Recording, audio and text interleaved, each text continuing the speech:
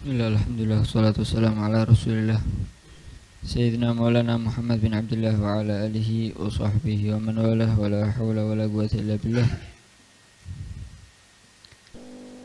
Setelah kemarin kita membahas tentang kesunahan-kesunahan mandi, maupun mandi wajib ataupun mandi yang sunnah. Sekarang kita membahas mandi-mandi yang disunahkan. Apa saja mandi-mandi yang disunahkan? Banyak sekali ya, tapi disebutkan hanya beberapa di sini.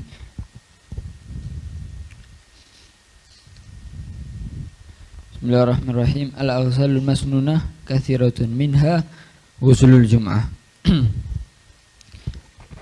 Mandi-mandi yang disunahkan ada banyak, di antaranya yaitu yang pertama ghuslul jum'ah, yaitu mandi Jumat. Mandi Jumat termasuk mandi yang disunahkan, yaitu mandi Jumat.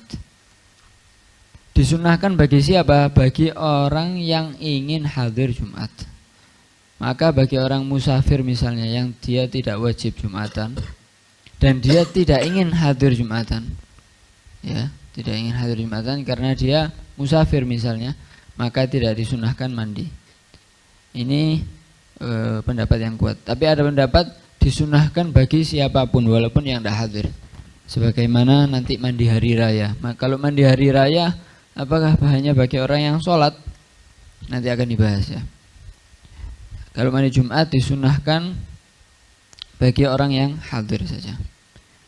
Dan mandi Jumat ini diantara mandi-mandi yang sunnah, dia yang paling afdol atas pendapat yang kuat ya.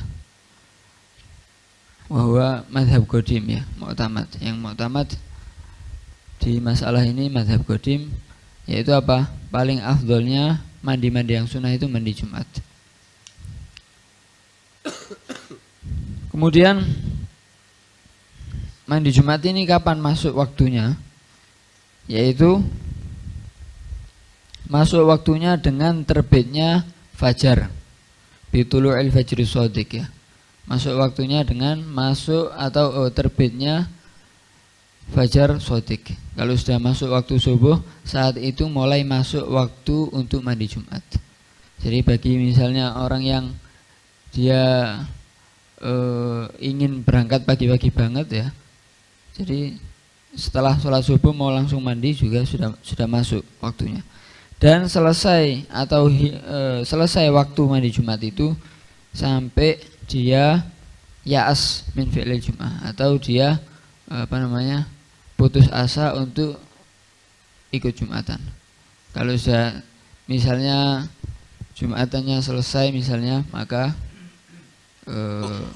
itu kalau parkir sepeda motor jangan di sebelah sana. Hei Pak, siapa satpam itu?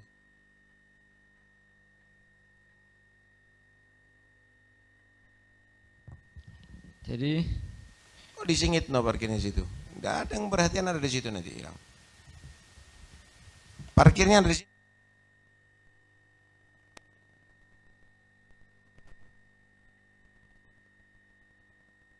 waktunya mulai terbit fajar pagi sampai dia tidak atau dia putus asa untuk menghadiri Jumatan.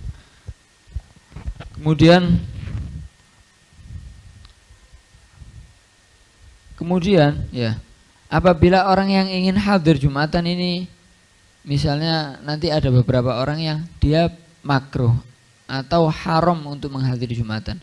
Misalnya makruh seperti apa? Perempuan yang masih muda atau yang masih mustahah ya, yang masih disyahwati. Nah, ini makruh untuk menghadiri Jumatan. Itu pun dengan beberapa syarat. Bisa jadi haram. Nah, bagi mereka apakah disunahkan mandi? Apakah disunahkan mandi walaupun makruh? Tetap disunahkan mandi. Pokoknya walaupun makruh menghadiri Jumatannya, kalau dia ingin hadir tetap. Atau bahkan perempuan, itu menurut Imam Ibn Qasim. Tapi menurut Imam Qulyubi dan yang lain-lain tidak. Imam Qulyubi mengatakan sunnah ya. Imam Ibn Qasim mengatakan tidak sunnah. Apabila dia makruh menghadiri Jumatan, maka tidak disunahkan mandi. Tapi kalau menurut Imam Qulyubi, Barmawi dan Imam Al-Hafni itu disunahkan. Jadi walaupun makruh menghadiri Jumatannya. Kemudian bahkan apa yang haram juga seperti itu ya. Perbedaan pendapat ini juga apabila bagi orang yang haram menghadiri Jumatan, misalnya istri yang tidak diizini oleh suaminya hadir Jumatan, haram Jumatan, tetap berangkat, apakah sunnah mandi? Maka yaitu khilaf ya, perbedaan pendapat. Kemudian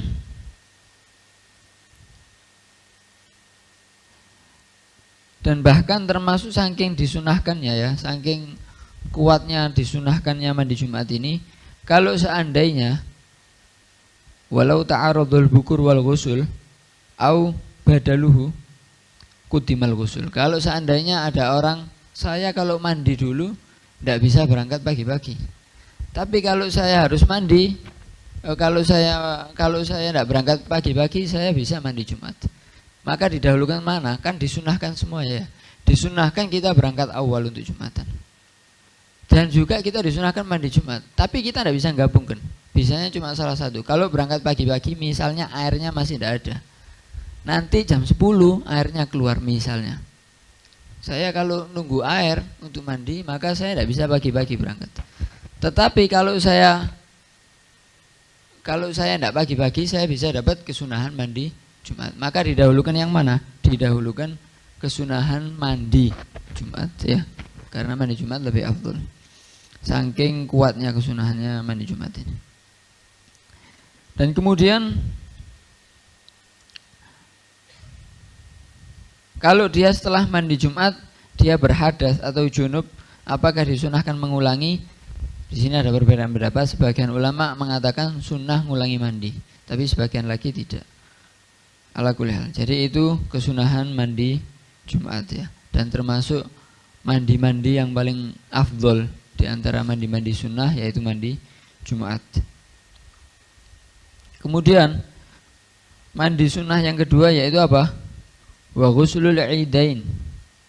Dan mandi untuk 2 hari raya, yaitu Idul Fitri dan Idul Adha. Disunahkan ya. Berbeda dengan mandi Jumat. Kalau mandi Jumat disunahkan untuk bagi orang yang hadir Jumatan. Tapi kalau mandi hari raya, walaupun orang yang tidak sholat Id, misalnya perempuan haid, maka ya Bang, tetap disunahkan. Kenapa? Karena kalau Jumatan disunahkan untuk hadir. Disunahkan mandi itu untuk berangkat lil hudur. Tapi kalau mandi hari raya disunahkan karena menghormati harinya. Walaupun dia tidak sholat. Walaupun dia tidak sholat hari raya. Kemudian waktunya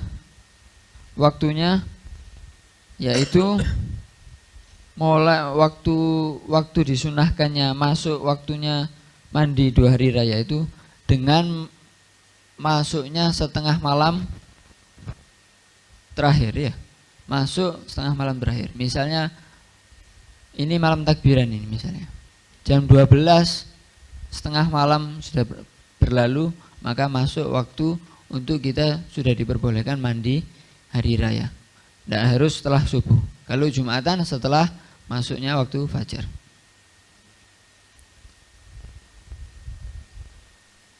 Ya.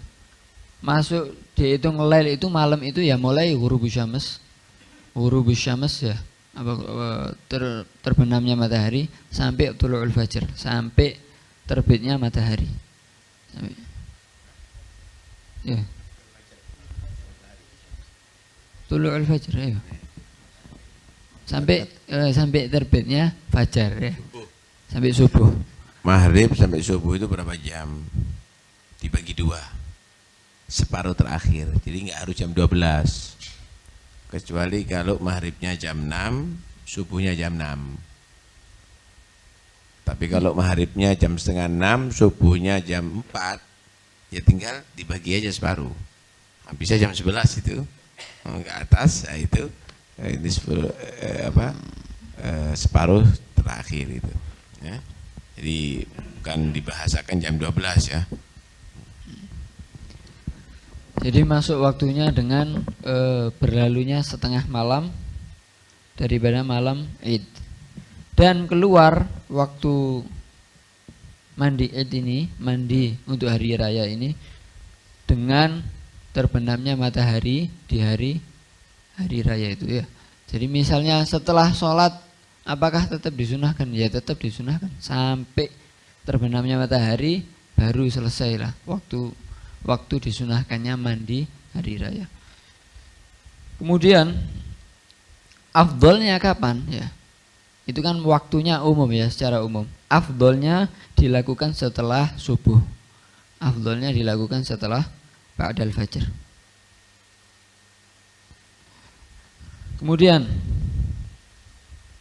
mandi yang disunahkan juga yaitu apa? Wa ghuslu ghasilil mayyit. Mandi bagi orang yang memandikan mayit.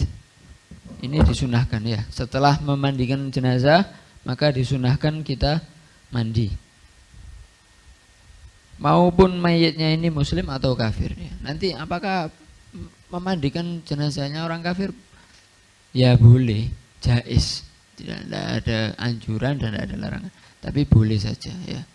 Tapi seandainya memandikan, maka apa? Sunnah kita mandi setelah memandikan. Bahkan apa? Wasawa'un kana al-ghasil tahiran am haidun. Maupun orang yang memandikan ini orang yang suci, yakni tidak haid misalnya, atau perempuan yang haid memandikan jenazah, maka tetap disunahkan mandi setelahnya. Bahkan kalau di wasawa'un kana al-mayyit syahidan ya, walaupun mayitnya syahid, walaupun haram dimandi atau intinya apa? Kenapa disunahkan ini? Hikmahnya karena biasanya orang yang setelah memandikan jenazah itu lemes. Nah, untuk mengembalikan semangatnya lagi, maka disunahkan untuk mandi. Loh, apakah orang yang memandikan itu apakah harus wudu dari ujung sampai ujung dia mandikan? Kan mandikan mayit berarti wudu dari kepala sampai kaki. Nggak, wal juz'u minal mayit seperti mayit. Walaupun hanya sebagian. Saya cuma mandi bagian kakinya saja, tetap sunnah mandi. Tetap sunnah mandi.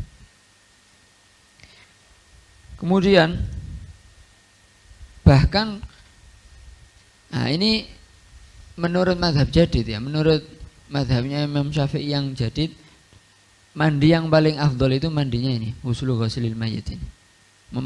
Mandinya orang yang memandikan jenazah ini yang paling afdol. Katanya beberapa imam, bahkan apa? Kesunahannya tidak hilang walaupun setelah dia mandikan setelah mandikan jenazah dia tidak mandi lama, tetap kesunahannya tetap terus ya, sampai dia mandi. Tapi sebagian lagi mengatakan apa? Ya kesunahannya hilang apabila dia tidak langsung mandi lama, terlalu lama pemisahnya, atau bil i'rad. Dia ya memang ada niatan untuk tidak mandi sudah dari awal, nah, maka hilang kesunahannya.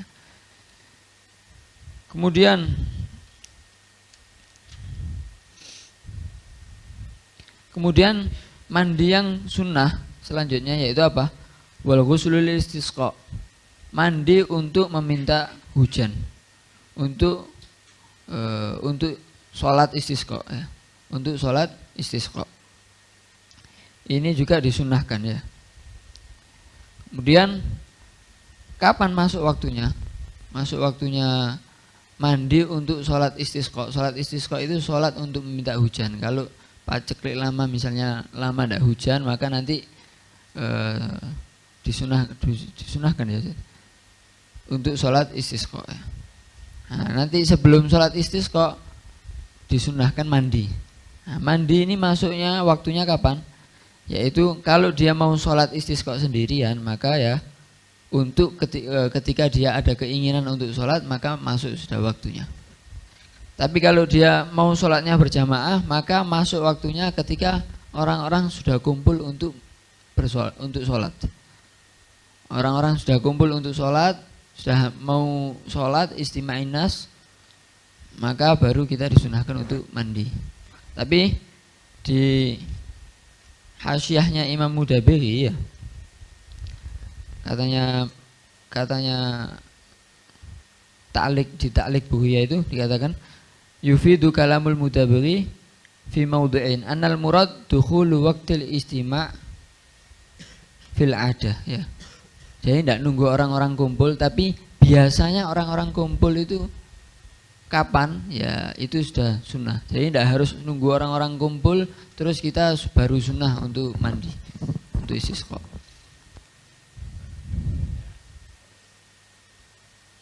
Ya kalau kemarinnya kalau sudah ditentukan waktunya jam sekian, nah itu ketika mendekati jam itu disunahkan mandi.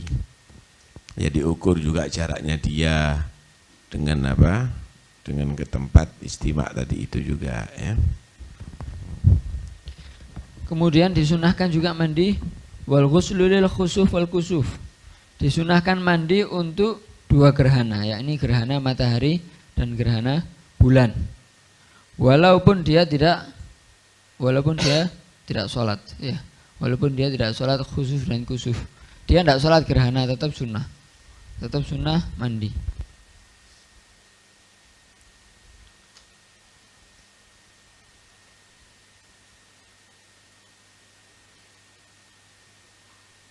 Gitu saja. Wa yadkhulu waqtuhu, dan masuk waktunya bibtida'i taghayyur, dengan mulai gerhana. Walaupun belum sempurna, tapi kalau sudah mulai gerhana sudah masuk waktunya untuk kita sunnah mandi ya. Kemudian dan keluar waktunya bil injila hitam, dengan keluar waktunya jika gerhananya selesai 100%.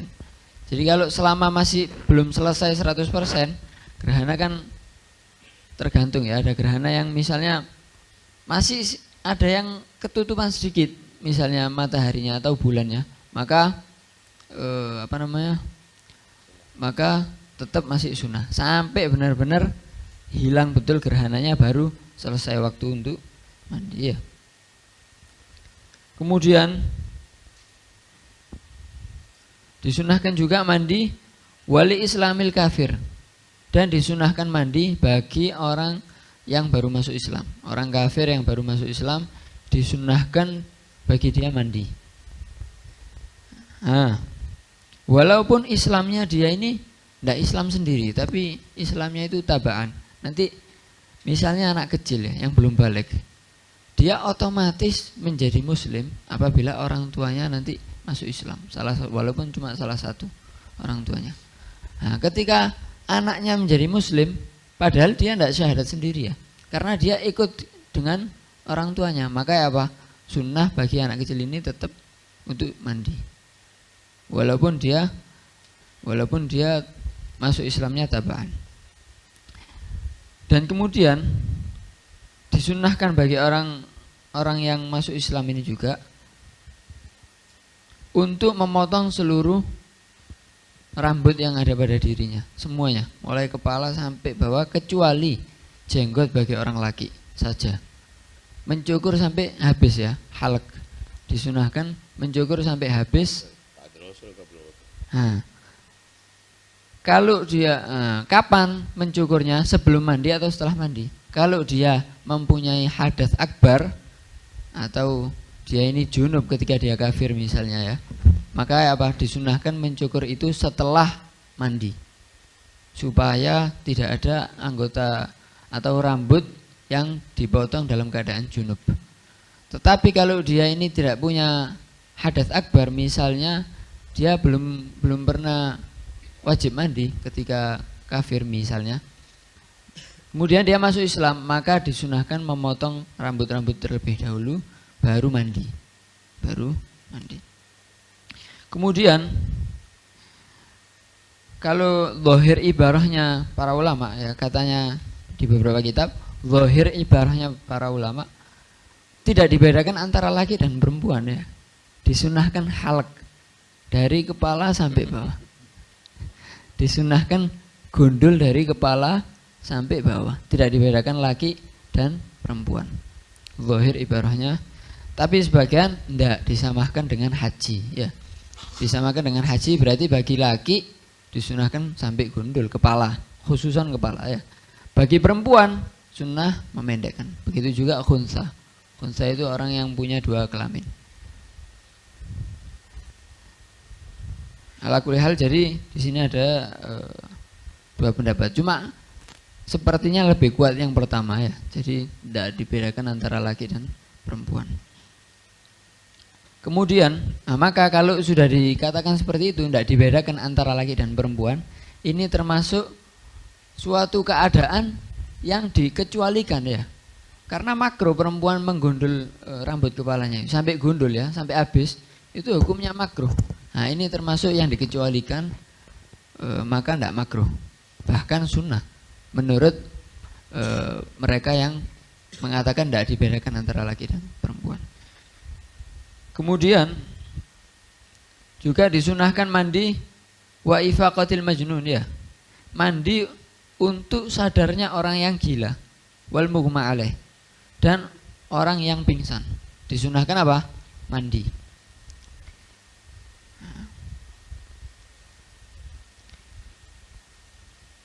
Dan di sini apa? Apabila dia tidak sama dengan orang yang kafir juga. Apabila dia punya hadas besar ketika dia gila, misalnya dia junub ketika dia gila, atau dia pingsan misalnya junub misalnya, atau ketika dia kafir, maka apa? Ya niat mandi, maka mandinya jadi wajib, tidak sunnah. Kenapa? Karena dia punya hadas besar ketika dia kafir atau gila, ya kan? Tetapi mandi yang sunnah tidak hilang, tetap masih sunnah ya. Maka apa? Boleh digabung antara mandi sunnah dan wajib dengan satu niat. Dan kalau diniati dua-duanya, maka dua-duanya dapat. Begitu juga mandi sunnah dan wajib yang lain ya. Kalau misalnya ada orang yang dia wajib mandi, saat itu pas hari Jumat dia gabung jadi satu, maka ya dua-duanya dapat, mandi Jumat dan mandi wajibnya jadi satu dapat. Kemudian walil hijamah, disunahkan juga mandi untuk hijamah. Hijamah itu bekam ya.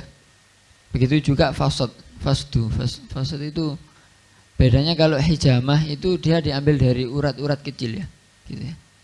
Kalau fasad diambil dari urat besar. Urat besar yang ada di tangan biasanya atau di kaki. Nah, setelah bekam atau fasdu ini maka disunahkan mandi. Kemudian disunahkan juga untuk masuk masjid. Untuk masuk masjid disunahkan mandi.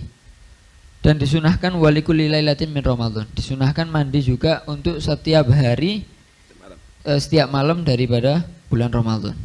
Mulai maghrib, waktunya mulai maghrib sampai subuh. Setiap malam disunahkan mandi. Walaupun wa illam yahduri tarawih jama'atan ya. Walaupun dia tidak hadir sholat tarawih berjamaah.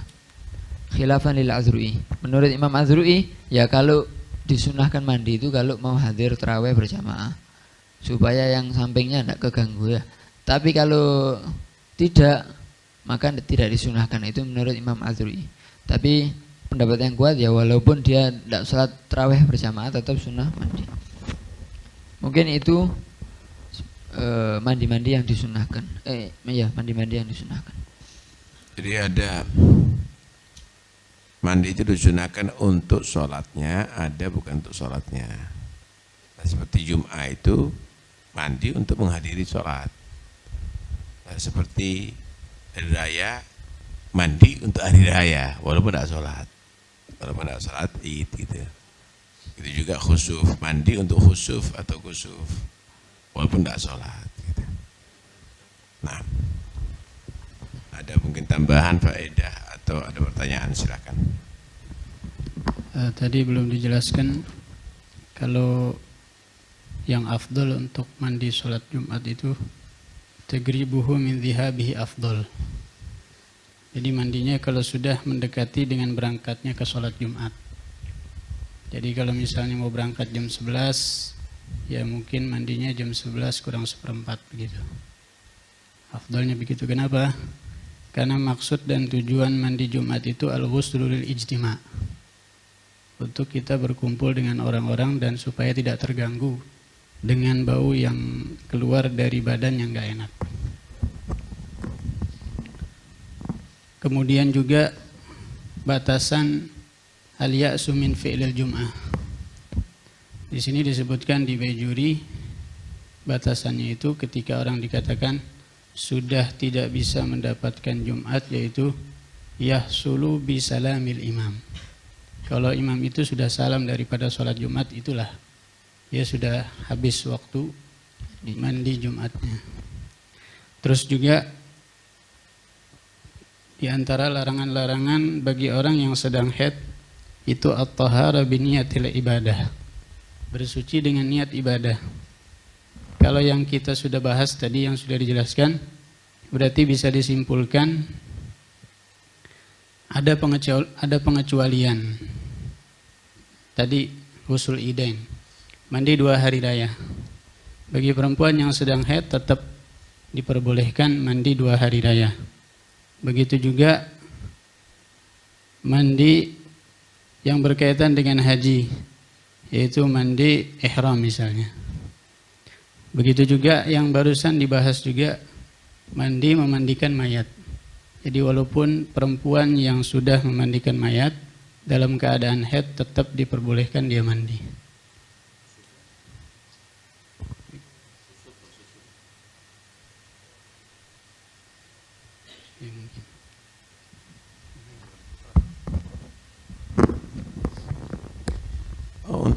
Untuk mandi Jumat itu ada khilaf ya. Ada yang menyatakan wajib ya. Imam Ahmad itu kalau tidak salah, ghusl Jum'ah wajibun ala kulli muhtalim, itu karena ada hadisnya. Tapi jumhur menyatakan sunnah, karena makna hadis ghusl Jum'ah wajibun ala kulli muhtalimin dinasikh dengan hadis man tawadda'a yaumal jum'ati fa biha wa ni'mat wa man ightasala fal ghuslu afdal. Kalimat fal ghuslu afdal itu tidak menunjukkan kepada wajib, tapi itu adalah istihbab. Jadi ada yang menyatakan itu di awal Islam hukumnya wajib karena terlalu minim pakaiannya. Kadang-kadang orang punya satu pakaian, air itu adalah jarang, dan mereka hidup keadaan miskin, sehingga diwajibkan untuk mandi Jumat supaya tidak terganggu dengan bau ya. Tapi setelah makmur dan muslimin banyak, maka dinasakh yang wajib tadi dengan sunnah gitu. Nah, tapi menurut Imam Ahmad tetap wajib bagi yang mampu.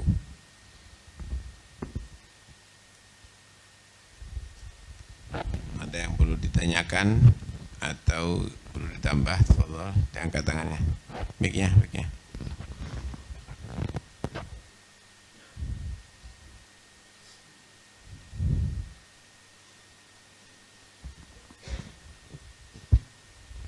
Untuk kesunatan mandi ini apa berlaku satu kali? Ketika satu kali dilakukan, apakah sudah selesai? Seperti tadi kalau Jumat itu seumpamanya ghusluhnya dilakukan di jam 7. Kemudian mau berangkat jam 10, ghusluh lagi, apa tidak dapat kesunatan? Wallahu a'lam. Cuma yang masih ada pembahasan yang Anda baca ya. Kalau dia hadas atau junub setelah mandi, apakah sunnah mengulangi? Maka sebagian ulama mengatakan sunnah mengulangi, sebagian mengatakan tidak. Kalau junub setelah mandi Jumat ada khilaf. Tapi kalau sudah mandi pagi, ya sudah, dia melaksanakan sudah sunnah, enggak sunnah lagi untuk diulangi. Ya, ada usul maksudnya nanti ya, mengulangi lagi itu mandinya. Intinya sudah niat mandi Jumat enggak? Yang jam 7 itu mandi biasa atau niat mandi Jumat? Inti sudah niat mandi Jumat. Bahkan al-aswah tidak sunnah. Di sini ibaratnya walau ahdatha atau ajnaba akibahu, qala ba'duhum sunnah i'adatuhu wa qala ba'duhum la yu'iduhu. Sebagian mengatakan sunnah, sebagian mengatakan tidak. Cuma pendapat yang kuat tidak disunahkan ya. Disunahkan. Bagi yang junub itu kan Bagi orang ahdatsa atau ajnaba. Iya, ahdatsa atau ajnaba. Ahdatsa. Oh, ahdatsa. Hadat kecil ini berarti. Oh, tidak harus junub itu berarti ya.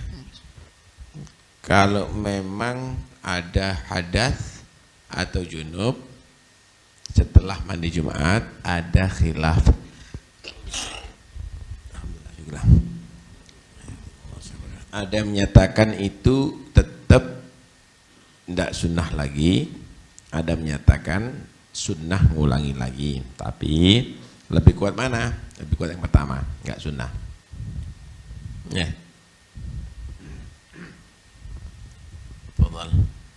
Kemudian mungkin untuk yang masalah gerhana itu, gerhana ini di buku ya, wal kusufain walau munfaridan. Jadi al-zahir untuk sholat ya, untuk kusufain ya. Untuk sholat kusufain itu. Wal kusufain walau munfaridan. Tadi itu baca deh. Kayaknya untuk sholat ya. Hah? Untuk sholat berarti. Lebih tepat ya, kusuf. Untuk bagi orang yang sholat, bagi orang yang tidak sholat tidak. Al-zahir seperti itu ya. Kalau melihat dari ibarat. Ya berarti untuk sholat berarti ya. Kusufain untuk sholat itu ya. Bagi perempuan haid tidak boleh itu berarti. Haram. Haram berarti. Nah, kalau untuk sholat bukan karena khusufnya, berarti karena khusufnya. Kemudian untuk masalah mandi, Ibaratnya di kita apa? Lil khusufain atau lil sholat khusufain? walil kusufain. Mutaf al-mahduf. Ya mungkin. Kemudian untuk mandi-mandi yang sunnah ini apabila terlewatkan apakah sunnah diqodhoi? Sudah ada khilaf ya antara Imam Ibn Hajar dan Imam Romli kalau tidak salah. Kalau menurut Ibn Hajar kalau tidak salah sunnah diqodhoi. Misalnya tidak sempat mandi Jumat tadi, maka sunnah untuk mengqodhoi. Sebagaimana perkara-perkara sunnah yang lain seperti sholat sunnah. Ya. Tambahan bagi orang yang ingin mandi kemudian tidak ada air atau airnya tidak cukup. Dikatakan dalam Bajuri, wa man ajaza 'anil ma'i fihi wa fi baqiyatil aghsal tayammama bi niyatil badaliyah 'anil ghuslil murad. Disunnahkan tayammum walaupun itu untuk mandi sunnah jika tidak ada air atau airnya tidak cukup. Kemudian untuk yang masalah memandi Air tidak cukup itu maksudnya mandi tapi separuh. Karena airnya sudah habis maka disunahkan tayamum untuk separuhnya, atau enggak ada air sama sekali ya tayamum. niyatil badaliyah. Kemudian Niatnya bukan istibahah itu ya. Badaliyah. Masalah untuk ghuslil mayyit. Nah, apakah bagi yang tayamum yang menayamumi mayit termasuk hukumnya sama disunnahkan mandi? Dikatakan wa mathalu ghuslil mayyit tayammumuhu fa yusannu liman yumimuhu al-ghusl yumimhu liman yammamahu al-ghusl. Ya, tetap disunahkan mandi walaupun hanya mentayamumi saja. Sama berarti ya. Ghusl mayit atau mentayamumi mayit ya. Di Ujairumi disebutkan pendapat yang mengatakan wajib di sholat Jumat. Wa naqala al-Barmawi 'anil Ghazi 'anil Hanafiyah anna fihi qawlan bil wujub indal Imam Abi Hanifah. Kalau juga ya. Di Hanafiyah ya.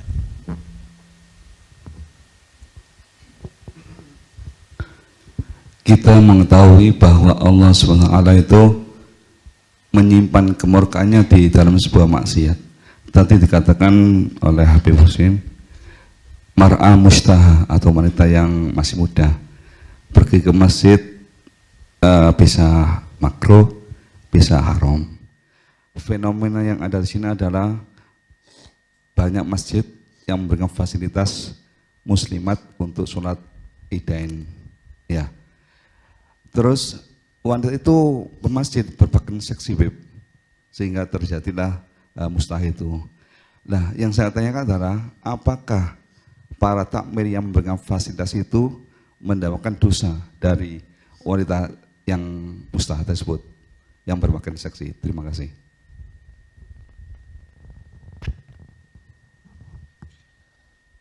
Kalau sudah bakal akan begitu, ya seharusnya takmirnya melarang. Kalau dibuka, maka akan terjadi seperti itu, ya takmirnya melarang. Kenapa? Karena bukan wajib kok itu. Bukan wajib ya. Kecuali kalau aman, artinya mustahab, tapi ditutup dengan cadar misalnya, tertutup, tidak ada masalah itu. Nah, memang ada mustathnayat seperti misalnya untuk melaksanakan umroh, kan gitu ya, atau haji, kan tidak boleh ditutup itu wajahnya. Nah, itu sulit untuk dihindari, itu ujian memang. Cuma malah dianjurkan bagi perempuan yang cantik untuk dicelontengi wajahnya dengan pacar. Iya, supaya tidak ada lirikan matamu ada di sana ya. Jadi supaya aman begitu. Nah, dianjurkan itu begitu. Walhasil memang perempuan ini harus tahu diri lah. Ini sekarang hol-hol ribut semuanya hadir. Kemudian berdesak-desakan lagi. Ini sebetulnya kebodohan dan itu merusak. Itu merusak. Ziarah-ziarah yang adakan juga begitu. Yang penting dapat duit, per bis dapat 3 juta. 10 bis perempuan-perempuan. Udahlah, perempuan itu ibadahnya udah diatur. Waqarna fi buyutikunna wala tabarrajna tabarrujal jahiliyatul ula. Ini ada apa hadir hall kemudian masih tidak tepat gitu loh. Kita ini punya anak ini punya abah dulu hadir hall di mana-mana, tapi nggak pernah bawa waldati, nggak pernah bawa umi, ada di bed. Ini sekeluarga kabeh dijak kabeh, ini apa rekreasi apa gimana ini supaya dapat barokah, suruh baca Yasin di bed tahlil gitu, kurang tepat ya. Inilah kadang-kadang kita ini provokator, kadang-kadang ya, nyuruh orang untuk ayo berangkat, akhirnya perempuannya lebih semangat. Ntar lagi inti yang gendong anaknya inti di bed ini, yang perempuan hadir hall itu. Nggak tepat ya. Apalagi kadang-kadang pakai cadar-cadar lagi. Ya hadir dari nggak tepat ya. Nah ini bagi kita bisa merusak citra daripada hall itu. Ya bisa merusak citra. Udahlah perempuan nggak usah hadir. Ya kalau keluarga sih nggak ada masalah. Nah mungkin bisa membantu ada di situ masak atau ngeracik atau bagaimana kan bisa bantu. Nah atau misalnya yang memang ada yang bertugas ada di situ lah. Kalau ini hadir semuanya campur lagi sama perempuan, ya ini yang jadi muskilah, jadi fitnah nantinya itu. Nggak tepat itu, nggak tepat. Nah, jadi terus terang ini adalah satu hal yang sangat meresahkan. Dan ini merusak citra, ya, merusak citra itu. Nah. Masalah mandi orang yang masuk Islam, mandinya orang kafir yang masuk Islam, al-ghuslul kafir ba'da islami, wa waktunya masuknya yadkhulu bil Islam, masuknya dengan dia masuk Islam, wa yafutu dan hilangnya waktu kesunahan untuk mandi karena masuk Islam bituliz zaman. Au bil i'rad anhu, bituliz zaman au bil i'rad anhu, dengan lama waktu yang lama atau dengan dia berpaling daripada untuk mandi. Sekarang yang banyak didapatkan kadang-kadang ketika ada orang mau masuk Islam datang kepada seorang entah itu ustadz atau yang lainnya, kemudian kadang-kadang diakhirkan nanti aja hadir majelisku, nanti baca syahadat di saat itu, atau kadang-kadang diperintahkan untuk mandi terlebih dahulu padahal belum masuk Islam. Masuk waktunya dengan masuk Islam, kadang-kadang suruh mandi dulu kemudian baru syahadat. Nah, ini yang dikhawatirkan malah ketika dia berangkat atau diakhirkan tadi untuk menunggu majelis, sebelum dia belum mengucapkan syahadat, mati. Berarti dia meninggal dalam keadaan kufur. Nah, karena itu ada yang mengatakan, bahkan dulu kita ditambih mengatakan bahwa apa? Malah itu kalau memang seperti itu bisa yukhaf, dikhawatirkan itu kufur. Karena ridho bil kufur. Karena ridho dengan kekufuran, maka dianggap kafir. Jadi ustadz menunda orang kafir masuk Islam atau melarang, itu hukumnya bisa kafir. Ustadznya kafir, murtad. Kenapa? Karena dia ridho setuju dengan kekufuran. Ar-ridho bil kufri kufrun. Orang setuju dengan kekufuran seseorang itu kafir hukumnya. Tidak boleh itu. Ada kadang-kadang dibuat guyonan. Jangan-jangan itu sudah tua masuk Islam. Tidak usah masuk Islam. Tidak masuk neraka. Orang ngomong gitu itu bisa murtad. Nggak boleh. Tidak boleh buat mainan. Ya. Tidak boleh buat mainan. Jadi jangan ditunda. Kalau ada yang masuk Islam saat itu juga masuk Islam. Besok aja nanti ke sini. Besok tuntun lagi nggak apa-apa. Saat itu langsung kita masukkan Islam. Nggak boleh ditunda. Ya? Nggak boleh ditunda. Apalagi disuruh mandi dulu. Nanti mandi baru nanti masuk Islam. Saat itu ajari syahadat. Mandinya itu sunnahnya setelah masuk Islam. Nah ini banyak yang keliru ya. Satu lagi silakan, tapi setelah itu tutup. Tambahan. Tadi masalah halak yang antara dzakar sama untha ba'da dukhulil Islam dikatakan wa yusannu ghuslul kafir bima'in wa sidrin wa ayyahlika ra'sahu qabla ghuslihi wa waqti ghuslihi ba'dal Islam wa dhahiru itlaqihim adamul farqi huna fi istihbabil halqi baina dzakari wa ghairihi wa huwal mu'tamad wa yufarriqu baina ma huna wal hajj haitsu yutlabu fihi at-taqsir li ghairi dzakar bi anna al-maqsud huna izalatu jami'i ma nabata fil kufri wa fil hajji izalatu syai'in min asy-sya'ri. Ya, jadi ada khilaf ada di situ ya. Antara digundul semuanya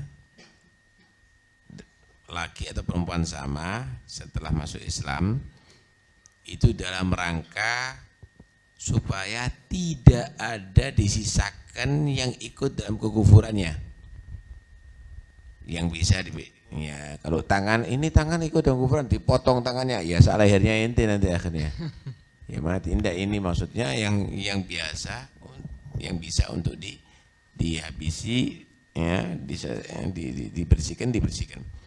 Jadi rambut pernah menyembah selain Allah misalnya digundul semuanya kecuali jenggot bagi laki-laki. Ya, ada perkecualian jenggot laki-laki ya, juga alis ya. Alis ya, hitam jangan dicabuti itu. Ya, ini maksudnya yang biasa dicukur itu ya.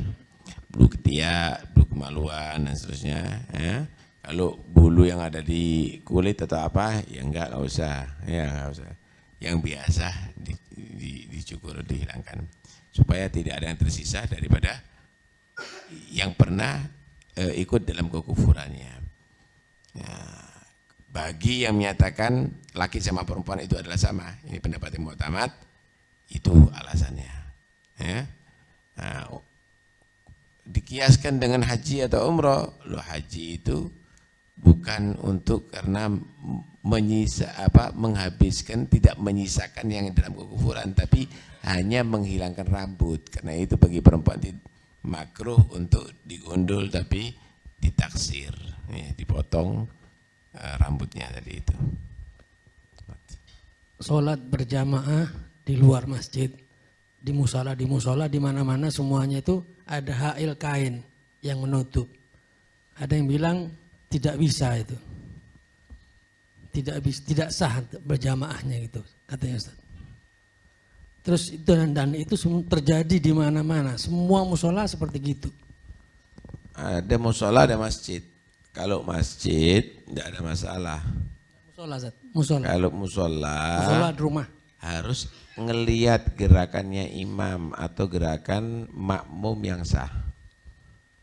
Meskipun kainnya itu apa istilahnya menutup. Kalau menutup tidak ngelihat namanya, ngelihat gerakan imam dan bisa sampai kepada imam atau kepada robitnya. Meskipun desek sama kain itu misalkan kain itu sampai ke imam, cuma istilahnya kain itu istilahnya harus disenggol. Ngelihat. Iya. Ngelihat, bukan tahu. Bukan tahu, kalau tahu dari speaker juga bisa tahu. Iya. Allahu Akbar, Allahu Hamidah gitu ya. Iya. Nah, dari TV juga bisa tahu, tapi ngelihat gerakannya imam, inti qolatul imam atau makmum yang sah. Yaitu, dan juga wusul. Ya, bisa sampai kepada imam atau kepada makmum yang sah. Nah, kalau memang tidak kelihatan, tidak sah. Itu banyak keliru memang. Dan laginya kalau jejer gini, softnya jejer ini tidak dapat pahala berjamaah itu.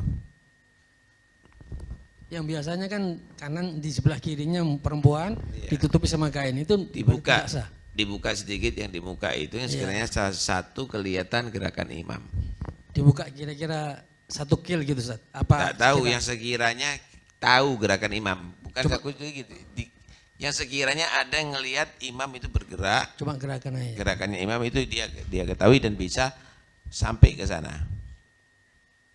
Masalahnya dibukanya itu hanya sekedar untuk sampai penglihatan apa gerakan. Iya.